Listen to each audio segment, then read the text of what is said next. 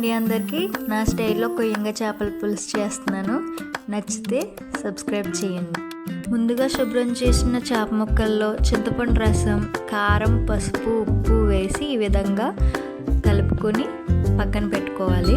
తర్వాత stove on చేసి కడాయి పెట్టుకుని అందులో తగినంత ఆయిల్ వేసి పచ్చిమిర్చి అలాగే సన్నగా కట్ చేసిన ఉల్లిపాయ ముక్కలు వేసి వేయించుకోవాలి. అలాగే నేను కొంచెం సాల్ట్ వేసి వేయించుకుంటున్నాను.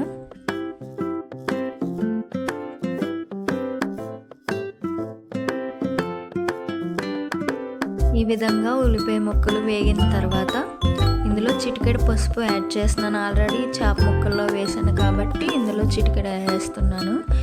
ఇలా వేసిన తర్వాత సన్నగా కట్ చేసిన టమాటా ముక్కలు కూడా వేస్తున్నాను. ఈలోగా మసాలా ప్రిపేర్ చేస్తున్నాను. గసగసాలు, జీలకర్ర, ధనియాలు, వెల్లుల్లి రోట్లో దంచుతున్నాను. ఈ మసాలా సరిపోతుంది. ఈ విధంగా టమాటో కూడా వేగిన తర్వాత అయితే పక్కన పెట్టుకున్న చేప ముక్కల్ని ఇందులో యాడ్ చేసేస్తున్నాను. ఈ విధంగా యాడ్ చేసేసుకోవాలి. ఇలాగా ముందుగా పెట్టుకోవడం ముక్కకన్నీ బాగా పడతవి.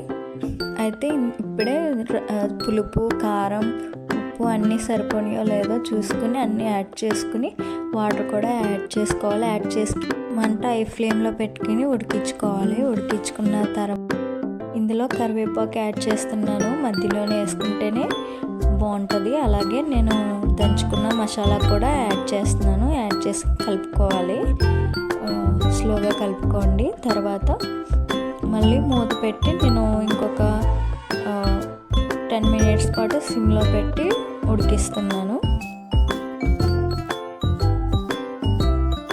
కర్రీ ఈ విధంగా రెడీ అయిన తర్వాత స్టవ్ ఆఫ్ చేసుకుని కొత్తిమీర యాడ్ చేసుకుని స్టవ్ ఆఫ్ చేసుకోండి.